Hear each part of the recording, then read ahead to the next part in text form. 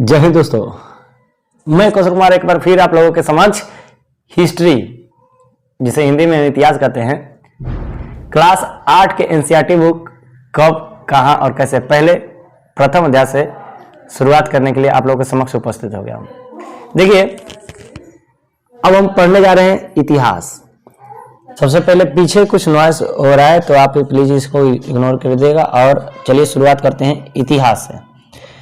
इतिहास देखिए, इतिहास इति मने क्या होता है सर? इति मने होता है बीती और हास मने कहानी। तो बीती हुई जो कहानी होता है ना, इसी को तो हम कहते हैं इतिहास। जो बीती हुई बातें हैं उसी को कहते हैं, जो पास्ट टाइम में हमारे बीत गई हैं, तो इसी को हम बोलते हैं इतिहास। तो चलिए शुरू करते हैं, है ना। यहाँ पर देखेंगे तारीखें और यहाँ पर एक पिक्चर दिखाई दे रहा होगा आपको। ये किस चीज का है? ये है, देखिए तारीखें कितनी महत्वपूर्ण है ना। ये इस बिंदु से पता चलता है कि जब एक वक्त था, ठीक है, जब इतिहासकार तारीखों के जादू में खो ही रहते थे। जब कब किसी राजा की ताजपोशी हुई, कब कौन सा युद्ध हुआ, इन्हीं तारीखों पर गर्मा गर्म बहसें चलती रहती थी। आम समझ के हिसाब से इतिहास को तारीखों का पर्याय माना जाता था, और इसीलिए तो भाई आप लोग भी सुने होंगे, आप खुद भी ऐसा कहते हो कि इतिहास तो बहुत उबाऊ है भाई, इतिहास यार इसमें सब, लेकिन ऐसा नहीं है भाई। देखो, इतिहास को अगर सीरियल वाइज आप पढ़ो ना, एक कहानी के जैसा माफी लगता है, एक मूवी जैसा चलता है।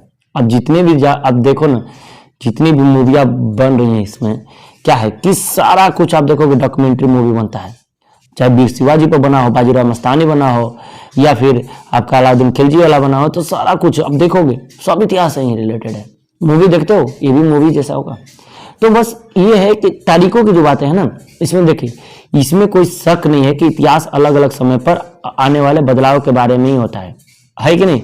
अब पहले के जमाने में क्या होता था, आज के जमाने में क्या होता है, यही चीज तो हम इतिहास में पढ़ते हैं। तो इसका संबंध इस बात से कि अतीत में, बीते हुए काल में अतीत चीजें किस तरह की थी और उनमें क्या क्या बदलाव आए हैं, यही तो हम पढ़ते हैं इतिहास में। तो हर एक लाइन को हम डिस्कस करते जाएंगे। आप घबराओ तो नहीं, आप बने रहो बस हमारे वीडियो में अंत तक देखना। हम अतीत और वर्तमान की तुलना करते हैं, हम समय का जिक्र करते हैं, हम पहले और बाद, क्या पहले होते थे क्या बाद में की बात करने लगते हैं। थोड़ा फास्ट चलते हैं, हम जानते हैं 2 मिनट से ज्यादा तुम झेल नहीं पाएगा। घबरा रहा होगा इतिहास के बुक में देख के तुम, अभी ब्लैक एंड व्हाइट दिखाता है पहले जमाने का, तो थोड़ा सा ऐसा भी होता है। सरकारी है ना एनसीईआरटी का बुक, और प्राइवेट स्कूलों का होता है तो थोड़ा देखने में भी होता है। तो देखो, इसमें आपको दिखाई दे रहा होगा ना, ये हिंदुस्तान की क्या है, ब्राह्मण ब्रिटेनिया है। अब अरे नहीं समझ आ रहा है, हम बता रहे हैं। देखो, एक ना जेम्स रेवेल थे, अंग्रेज, है ना, उन्हीं को नक्शा तैयार करने की जिम्मेदारी दे दिया गया था। अब यही रहेगा क्लेगो दिया था।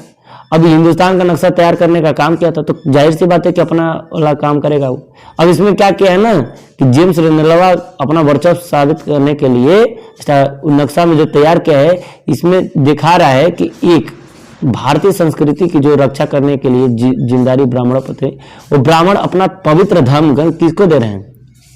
अंग्रेजों को। तो मानो वो कह रहे हैं कि हमारे देश का जो धर्म है, धर्म की रक्षा आप ही करो, ठीक है। अब बताओ, इन लोग कैसे हमारा धर्म का रक्षा, ये तो धर्म के नाम पर लड़ाए थे हम लोग। तो ये सब हम पढ़ेंगे। रोजमर्रा की जिंदगी में हम अपने आसपास की चीजों पर हमेशा ऐतिहासिक सवाल नहीं उठाते हैं, कहाँ इतना मौका मिलता है। अच्छा सोचो, मानो जो हमें दिख रहा है वो हमेशा से ऐसा ही रहा होगा? नहीं ना, कभी कभी हम अचंभे के क्षण में भी पड़ जाते हैं। कब? जब कभी मान लो कि सड़क के किनारे किसी चाय पीते हुए किसी व्यक्ति को देखते हो, तो आप कभी सोचे हो कि चाय या कॉफी पीने का चलन कब शुरू हुआ होगा? हैं? चाहे रेलगाड़ी पर बैठे हो तो खिड़की से बाहर झांक रहे हो, है ना, तो आपके जेहन में, आपके दिमाग में ये बात का कभी सवाल उठा है कि रेलवे का निर्माण कब हुआ होगा? नहीं ना, कहाँ इतना सोचने का टाइम मिलता है ना। तो ये बातें हैं, तो ये सब सोचना चाहिए ही। तो आप देखिए, सुबह सुबह अखबार पढ़ते हुए क्या आप यह जानने के उत्सुक होते हो कि जिस जमाने में अखबार नहीं छपते थे, उस समय लोगों को चीजों की जानकारी कैसे मिलती थी? ये बात तो सोचते ही होंगे, है कि नहीं। तो ये चित्र हैं। अब ये सारे ऐतिहासिक सवाल हमें इस बारे में सोचने को मजबूर करते हैं या प्रेरित करते हैं कि समय को हमेशा साल या महीनों के पैमाने पर नहीं देख सकता। साल पिछले साल हुआ था या फिर महीनों से नहीं। अब ये सब चीजें बहुत बहुत बहुत पहले से ही होती आ रही होंगी। हो सकता है इसी प्रक्रियाओं के लिए कोई तारीख तय करना वाकई गलत ही होगा, जो एक लंबे समय से चलती आ रही है। अब भारत में लोगों को अचानक एक दिन तो चाय पीने का, अब एक के दिन ब्रांड तो बना नहीं होगा, एक के दिन फैक्ट्री तो बैठी नहीं होगी, एक ही दिन चाय का चस्का तो लगा नहीं होगा। आज भी देखिए मेहमान नवाजी शुरू से तनी चाय पी के जाएंगे, तो ये सब तो होता ही है। बिना चाय कोई चीज हो जाए लेकिन चाहिए जरूर पिलाएगा। तो चाय का जो आदत पड़ गया है लोगों को चुस्की मारने का, कुछ कुछ लोग तो दिन भर में 4-4 बार पीते हैं। तो ये सब हो गया, उनके जबान पर जो चढ़ा है तो एक दिन में तो हुआ नहीं था। इसी तरह के प्रक्रियाओं का कोई स्पष्ट तिथि नहीं हो सकती। इसी तरह हम ब्रिटिश शासन की स्थापना के लिए कोई एक तिथि नहीं। अब अंग्रेजवा आया, पहले व्यापार करने का लिए, एक ही बार में तो अंग्रेज आकर यहाँ पर काबिज नहीं हो गया ना।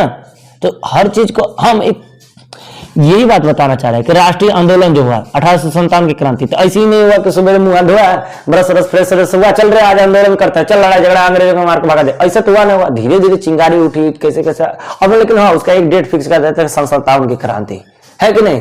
तो क्रांति की जो शुरुआत हुई, आंदोलन की जो शुरुआत हुई, तो अचानक नहीं हुए। चाहे फिर अर्थव्यवस्था जो बदली है हमारे समाज में, तो एक दिन में नहीं हुए। तो यह बताना भी संभव नहीं है। ये सारी चीजें एक लंबे समय में घटती हैं। ऐसे में हम सिर्फ एक अवधि का ही बात कर सकते हैं, एक लगभग सही अवधि के बारे में बता सकते हैं जब एक खास बदलाव दिखाई देने शुरू हुए होंगे। ठीक है, तो रोगों का, जैसे आपके पढ़ाई का ही एक बात ले लिया जाए, तो आप थोड़ी बताया जाए कि आप इतने दिन से शुरू से इतने तारीख से पढ़ने चलो। धीरे धीरे पढ़ने के प्रैक्टिस पढ़ा होगा, फिर बीच में छोड़े होंगे, फिर पढ़ेंगे, फिर छोड़े होंगे। अभी आप फिर देख रहे हैं, है कि नहीं। अब इसमें आप देख रहे हैं कि गोड़वा पर बैठा हुआ आदमी है, पीछे महल दिखाई दे रहा है, भारतीय महल। अब इसमें क्या दिया है, तो ये चाय का, लिप्टन टी का, है ना, नए उत्पाद जो बने, प्रोडक्ट बने, उसी का 1922 में लिप्टन टी का प्रचार करने के लिए। आज भी होता है, एडवर्टाइजमेंट होता है, बड़े बड़े अभिनेता नेता ये सब प्रचार करते हैं कि नहीं करते। अमिताभ बच्चन देखेंगे कि अरे 1000 का प्रचार करता है, वो तो बढ़ोतियों में करते हैं, अब उनसे पैसा मिलता है उन लोग को ना। तो अब देखिए मजा करते, क्या मजा पीते हैं अमिताभ बच्चन, अब दिखा दिए कैटरीना कैफ है, तो कौन से तो चाय का प्रचार करती हैं, अरे सब है कि नहीं। कौन तो सोयाबीन ऑयल का प्रचार करते हैं, सलमान खान, ये सब तो वो सब, अरे उतना नहीं। जो प्रचार करता है लगा के, जैस्मीन हो गया, फेरम लवली लगा के प्रचार करती हैं, है ना, तो हम लगा के एकदम आज हम गोर हो जाएगा, एकदम ऐसे थोड़ी होता है। उस सब एडवर्टाइजमेंट करते हैं। तो इसमें लिखा है कि दुनिया भर के शाही लोग यही चाय पीते हैं। यही चीज दिखाना चाह रहा था कि पीछे एक लिया है, जैसे रानी विक्टोरिया, ब्रिटेन की रानी विक्टोरिया का तीसरा बेटा राजकुमार है आर्थर घोड़ा पर, और पीछे भारतीय महल दिखाई दे रहा है। तो इससे क्या होता था कि लोग देखते थे कि चल चल चाय शाही लोग पीते हैं। आज तो भिखरियों बेचारा मार लेगा, बेचारा मिल गया तो क्या नहीं। तो चाय जरूरी नहीं है कि उसमें, अब दिखाने के लिए दिखा रहा था। तो यही इतिहासकार क्या लिखते थे उस समय के कि कौन से साल राजा को ताज पहनाया गया, कब उनका ब्याह हुआ, कब उनका बच्चा हुआ, कब कौन सा साल लड़ाई, मतलब राजवंश से रिलेटेड सब लिखते थे। अब ये इतिहास होगा भाई, है कब कौन सा शासक गद्दी पर बैठा है। तो ये सब चीजें हम लोग इतिहास को तारीखों से लेकर जोड़ते थे। ठीक है, अब आपने 2 सालों से क्या देखा है, जैसे कि आपने अगर पढ़ा होगा 2 सालों से, किताब देखे होगे नहीं कभी इतिहास का, हाँ तो देखे होगे, तो आपने देखा होगा कि अब इतिहासकार बहुत सारे मुद्दों पर, दूसरे मुद्दे पर, दूसरे सवालों के बारे में भी लिखने लगे हैं, है कि नहीं। नहीं देखे होंगे तो देख ले लीजिएगा, 7th का और 7th का बुक उठा कर देख लीजिएगा। तो ये देखिए शहर कैसे बने, इसके बारे में हमने पढ़ा है, बाजार किस तरह से फैले, रोजी रोटी कैसे चलाते थे, ये सब के बारे में आपने पढ़ा होगा। किस तरह रियासतें, भारतीय रियासतें किस तरह बनी, है ना, भारतीय राजाओं की रियासतें कैसे बनी, ये सब के बारे में वीर शिवाजी की। तो नए विचार पनपे और संस्कृति और समाज किस तरह बदले, ये सब के बारे में दिया था। ठीक है, अब ये बात होता है कि कौन सी तारीख है, तो कुछ तारीखों को महत्वपूर्ण मानने का पैमाना भी होता है। क्या होता है, देखिए हम जो तारीखें चुनते हैं, जिन तारीखों के इर्द गिर्द हम अतीत की कहानी बुनते हैं, वे अपने आप में महत्वपूर्ण नहीं होती। वे इसलिए महत्वपूर्ण हो जाती हैं क्योंकि हम कुछ घटनाओं को महत्वपूर्ण मानकर चलने भी लगते हैं। अभी देखिए, जैसे 1700 मान लीजिए 1900 लिखा दिया, 1951। तो 1951 में क्या हुआ, कुछ भी समझ में नहीं आएगा। और जब उससे कुछ रिलेटेड ऐसे घटना हो पहले या फिर थोड़ी बाद में, तब ना आपको समझ में आएगा, लेकिन कुछ पता ही नहीं है तो कैसे। अब हम बात करते हैं 1764 की, क्या बात करते हैं, 1764 की, तो आपके दिमाग में तुरंत जाएगा, अरे भैया प्लासी का युद्ध हुआ था उसी समय तो सिराजुद्दौला से। तो ये सब कैसे आपको पता चलता है, जब आप किसी घटना का पढ़े रहते हैं।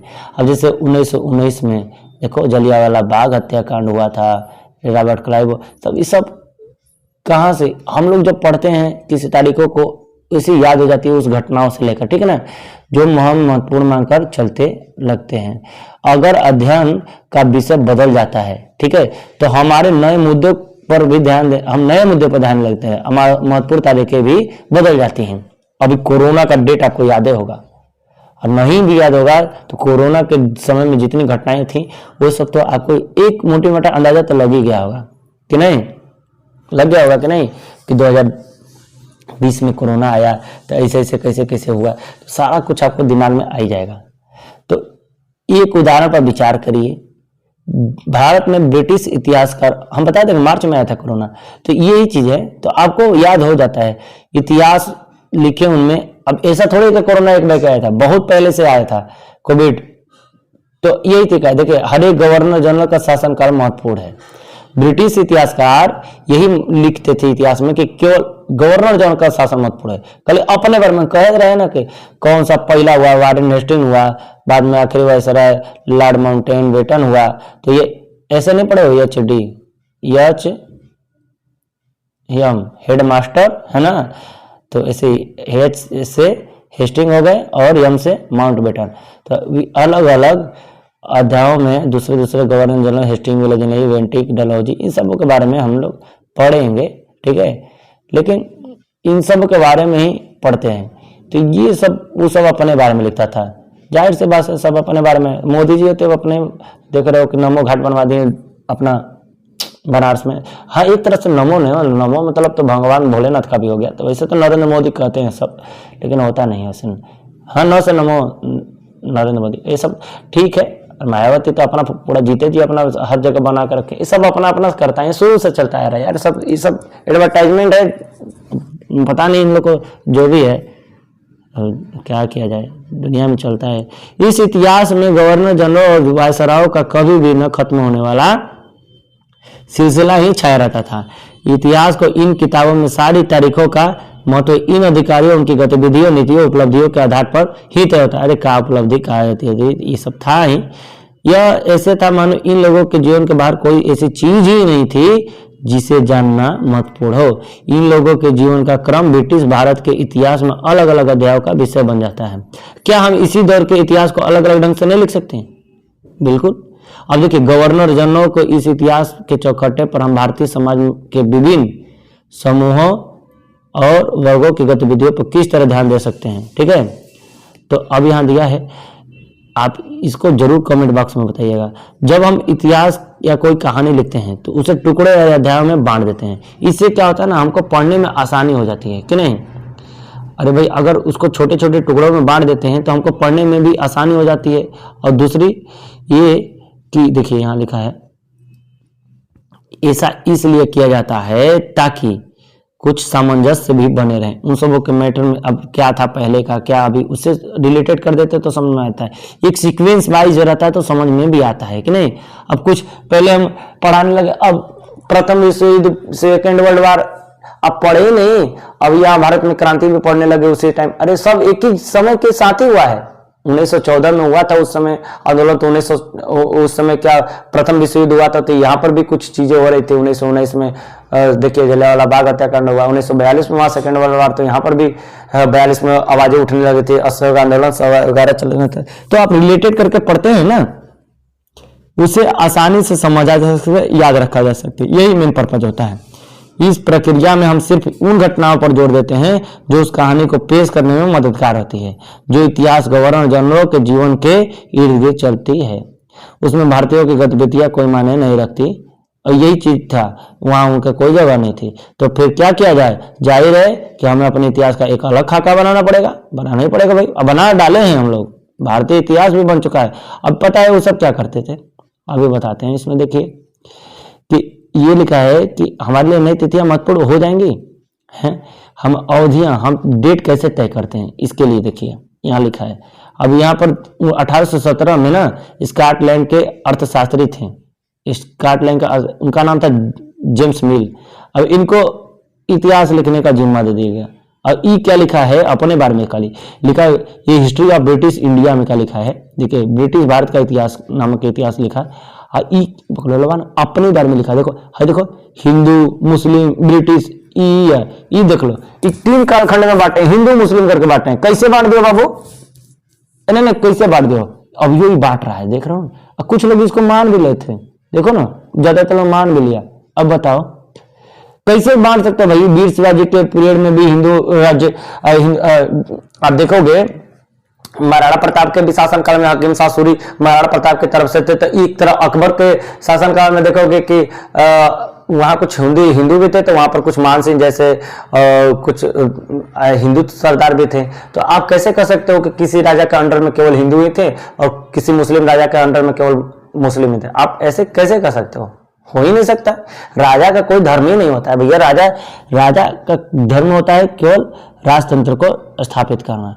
और ये सब देखिए, इतिहास को हम अलग अलग कालखंडों में बांटने की कोशिश क्यों करते हैं, इसकी भी एक वजह है। हम एक दौर की खासियतों, उनके केंद्रीय तत्वों को पकड़ने का कोशिश करते हैं। इसलिए ऐसे शब्द महत्वपूर्ण हो जाते हैं जिनके सहारे हम उस समय को बांटते हैं। ये शब्द अतीत के बारे में हमारे विचारों को दर्शाते हैं, कि वे हमें बताते हैं कि एक अवधि से दूसरी अवधि के बीच बदलाव का क्या महत्व होता है। मिल को लगता है कि सारे एशियाई सभ्यता ना, एशियाई सभ्यता, हम लोग एशिया में पढ़ते हैं ना, वो यूरोप से पीछे। देखो बोल दिया ना, बोल दिया कि नहीं बोल दिया, तो यही बात है। अब आप किसी अपनी माँ से या परिवार के किसी अन्य सदस्य से बात करके उनके जीवन के बारे में पता लगाएं, उनके जीवन को अलग अलग कालखंडों में बांटें, प्रत्येक अवधि की महत्वपूर्ण घटनाओं को सूची बनाएं, स्पष्ट करें कि आप कालखंडों को मोबाइल से थोड़ा दूर रहिए, मम्मी पापा के बारे में भी थोड़ा सा जानकारी इकट्ठा करिए, अपने परिवार के बारे में इकट्ठा करिए, अपने कैसे आपका वंश आया है ना, सबकी बातें। कहाँ आज के डेट में लोगों को इतना फुर्सत नहीं मिलता है ना जी, मोबाइल में खोए रहते हैं। तो देखिए, भारत में अंग्रेजों के आने से पहले यहाँ हिंदू और मुसलमान ये लिखा है, और तानाशाहों का ही राज चलता था, वो ऐसा मानकर चलता था। तानाशाह कैसे, अब केवल धार्मिक वैर, जातिगत बंधनों, अंधविश्वासों का ही बोलबाला था। देखिए एक चीज तो मैं बता दूं, देखिए मैं अंग्रेजों का तारीफ नहीं करता, लेकिन कुछ चीजें माननी चाहिए। अब आप लोगों को हम तारीफ कर दें, बचवा बहुत पढ़े में तेज है, बच्चा तेज, ठीक है हम तारीफ कर देंगे, लेकिन सोचो हमारे लोगों को क्यों बार बार नहीं।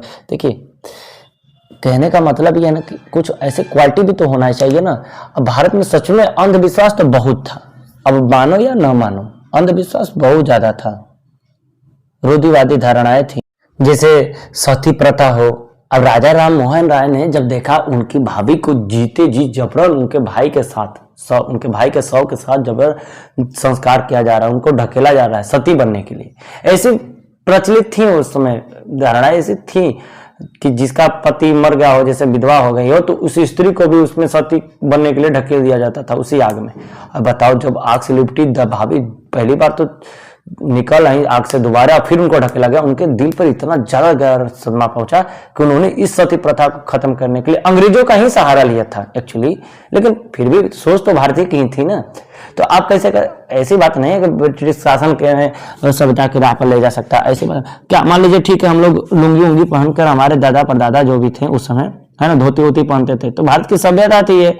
तो क्या हम लोग का लुंगी मतलब पैंट वैंट नहीं पहनते हैं, लुंगी में गिरते पड़ते रहते हैं, पहनवे करते, थोड़ा देरी से पहनते हैं। तो यही चीज है कि ब्रिटिश शासन लिखा है, ब्रिटिश शासन भारत को सभ्यता की राह पर ले जा सकता है, वो ऐसा मान रहा था। कौन? जेम्स मिल।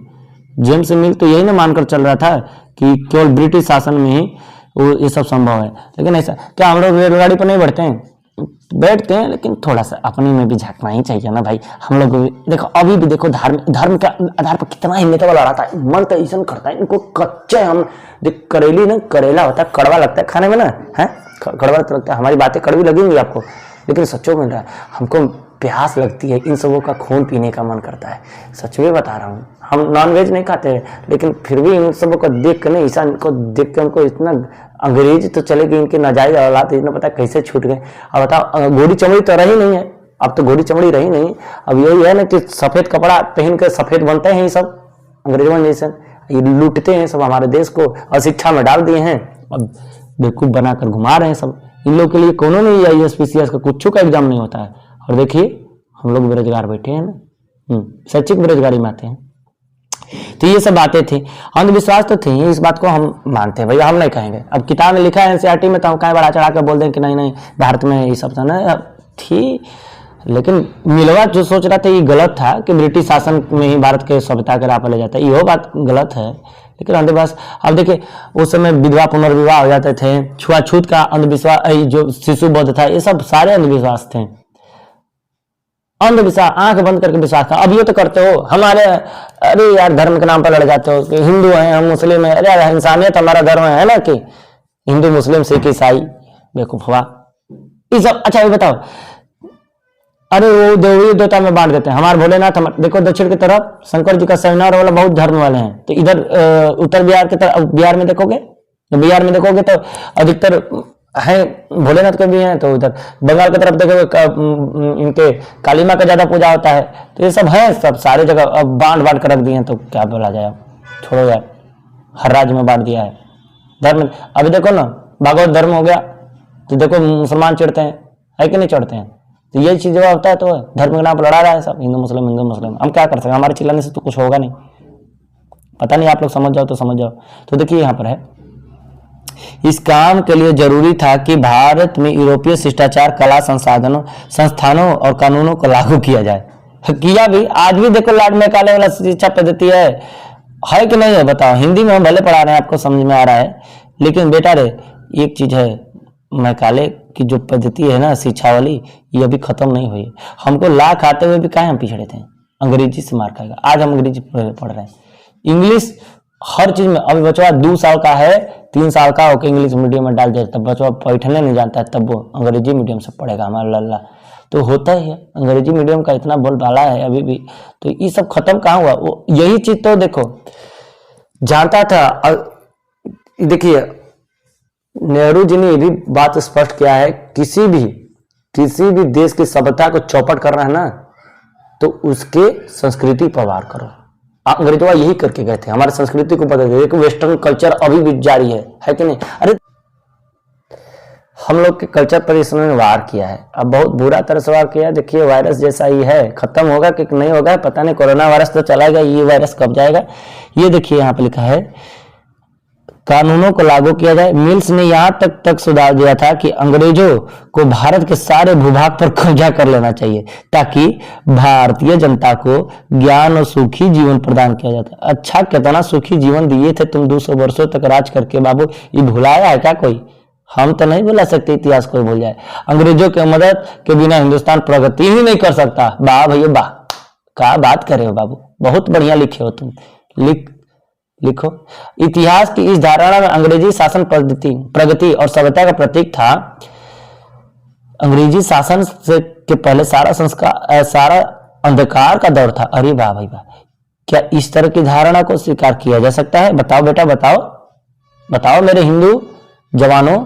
हिंदू कहेंगे तो कहेगा कि हिंदू एक जियोग्राफिकल नाम है, हिंदुस्तान के जवानों को हिंदू बोलते। अच्छा चलो बताओ मेरे भारतीय जवानों, ठीक है, खुश हो गए। ये यार तुम लोग तो देखो, हिंदू मुसलमान के दौर कहा जा सकता है क्या? इतिहास को ऐसा कहा जा सकता है क्या? इन सारे दौरों में कई तरह के धर्म एक साथ नहीं चलते हैं? चलते तो हैं, चलते हैं। बात देखिए, केवल उस समय के शासकों के धर्म के हिसाब से तय करने की क्या जरूरत थी? अगर हम ऐसा करते हैं तो इसका मतलब यह कहना चाहते हैं कि औरों के जीवन के तौर तरीका का कोई महत्व नहीं था क्या? और सब धर्म नहीं थे? सिख नहीं थे? ईसाई नहीं थे? अरे भैया सब थे, बस हिंदू मुसलमान करके ये बांट दिया है। हमें याद रखना चाहिए कि प्राचीन भारत में सारे शासकों का भी एक धर्म नहीं होता था। समझ में आया आपको? देखिए कभी से उसी बात को मैं बार बार बोल रहा था, इतिहास पढ़ोगे तभी तो जिसको अपने देश का इतिहास नहीं पता, भूगोल नहीं पता, नागरिक नहीं पता, उसको भारतीय कहलाने का क्या अधिकार है? नहीं, हम अब नहीं बोलेंगे, हमने वीडियो लंबा हो जाता है। अब बार बार नेताओं को गाली देकर बेचारों को क्या करें, छोड़ो। अलग हटकर इतिहासकार भारतीय इतिहास को आमतौर पर प्राचीन, मध्यकालीन तथा आधुनिक कालखंड में बांट देते हैं। तो ये हमारे देश के भारतीय इतिहासकार थे। इस विभाजन की अपनी समस्याएं हैं। इतिहास के इन खंडों में बांटने का यह समझ भी पश्चिम से ही आई है। लो, ये भी तो पश्चिम में सही है। पश्चिम में आधुनिक काल को विज्ञान, तर्क और लोकतंत्र, मुक्ति और समानता जैसे आधुनिकता की ताकतों के विकास का युग माना जाता है, और उसके लिए मध्यकालीन समाज वे समाज थे जहां आधुनिक समाज की ये विशेषताएं नहीं थी। क्या हम अपने अध्ययन के लिए आधुनिक काल की इस अवधारणा को बिना सोचे समझे इसे अपना सकते हैं? जैसा कि आप इस किताब में देखेंगे, अंग्रेजों के शासन में लोगों के पास समानता, स्वतंत्रता या मुक्ति नहीं थी, न ही यह आर्थिक विकास और प्रगति का दौर था। बहुत सारे इतिहासकार इस युग को औपनिवेशिक युग कहते हैं। तो चलिए अब पढ़ते लेते हैं औपनिवेशिक क्या होता है। देखिए, जब कोई शक्तिशाली देश ना अपना नियम कानून दूसरे देश पर थोपता है जो उसके गुलाम रह चुका है, उसको औपनिवेशिक बोलते हैं। इस किताब में आप पढ़ेंगे कि किस तरह अंग्रेजों ने हमारे देश को जीता और स्थानीय नवाबों और राजाओं को दबाकर अपना शासन स्थापित किया। सही बात बोला है। आप देखेंगे कि किस तरह उन्होंने अर्थव्यवस्था और समाज पर नियंत्रण स्थापित किया, अपने सारे खर्चों को निपटाने के लिए राजस्व वसूल भी किया, कर भी लिया हम ही लोग से, अपनी जरूरतों की चीजों को सस्ती कीमत पर खरीदा। सही बात है। कपड़ा यहाँ से कपास ले जाता था, वहां अपने ब्रिटेन में जाके फैक्ट्री में डालवा के वहां से जींस बनवा के ले आता था। यहीं के लोग पर बेचता था, यहाँ के लोग उसके ट्रेडिशन भी अपनाते थे, मांग का भी करते थे। और ये बात गांधी जी चिल्लाते चिल्लाते थक गए, और हम भी अभी तक बोल रहे हैं कि भैया वेस्टर्न कल्चर को छोड़ो, नहीं छोड़ेगा, मत छोड़ो। आज एक दिन के लिए रक्षाबंधन का त्योहार मनता है, ई चिनवा एक दिन के लिए रेशम का डोरी भेज देता है, बहनें भी अपने भाइयों को गौरव से बांधती हैं, नहीं समझती हैं। लाइमलाइट, फूल, जड़ी, पटाखा, ये सब तो है है जो दिवाली में उन सब का मोबाइल, ये भी तो एंड्रॉइड जो भी है, सब चाइना से क्या किया जाए, भारत का भी। अब जब हम थाली में खाते हैं उनमें छेद नहीं करते हैं, लेकिन हम कड़वी बात बोलते हैं, थोड़ा सा आपको कड़वा लग रहा है। कच्चा वो पका कर नहीं बोलते हैं, करेला कच्चे खिलाते हैं, आपको कड़वा तो लगेगा ही, लेकिन फायदा करेगा, बता रहे हैं आपको। सुनिए, निर्यात के लिए महत्वपूर्ण फसलों की खेती कराई। देखिए, नील की खेती कराई। इन सारी कोशिशों के कारण क्या बदलाव आया, ये भी आप जानेंगे कि ब्रिटिश शासन के कारण यहाँ के मूल्य मान्यताओं और पसंद नापसंद, रीति रिवाज व तौर तरीके में क्या बदलाव है। तो ये सब भी हम लोगों को पढ़ना है। ठीक है। जब एक देश दूसरे देश के दबदबे से इस तरह के राजनीतिक, आर्थिक, सामाजिक हाईलाइट करिएगा, राजनीतिक बदलाव आते हैं, तो इस प्रक्रिया को औपनिवेशीकरण कहा जाता है। इस बात को आप अपने दिमाग में बैठा लीजिएगा। ठीक है। लेकिन जल्दी आप ये समझ जाएंगे कि सारे वर्ग और समूह इन बदलावों को एक ढंग से अनुभव नहीं करते हैं। सही बात है। इसीलिए इस किताब को हमारे अतीत यानी कई अतीतों पर केंद्रित नाम दिया गया है। ठीक है। तो चलिए शुरुआत करते हैं। अभी यहाँ देखिए, गृह विभाग को भेजी गई रिपोर्ट है, आप इसको पढ़िएगा। ठीक ना। अब यहाँ पर किस तरह ये लिखा था, वो वास में अंग्रेजों ने जब मेरठ में बदलाव, भारतीय नौसेना के जहाज़ों में सिपाहियों के बगावत को लिखा है ना, कुचलने का प्रयास लिखा है, तो बम्बई में ये सब आप पढ़िएगा। देखिए, जब से आप नहीं पढ़ेंगे तब से नहीं समझेंगे। हम किस तरह जानते हैं भारतीय इतिहास के पिछले 250 साल का इतिहास। इसके हम अगले सेशन में इसके बारे में चर्चा करेंगे, अगले वीडियो में, कि प्रशासन अभिलेख क्या होता है ना, अभिलेखागार क्या होता है। अभिलेखागार एक तरह का लाइब्रेरी होता है, तो इसके बारे में हम लोग बात करेंगे। ठीक है। तब वीडियो काफ़ी बड़ी हो रही है, तब तक के लिए दीजिए इजाज़त। धन्यवाद।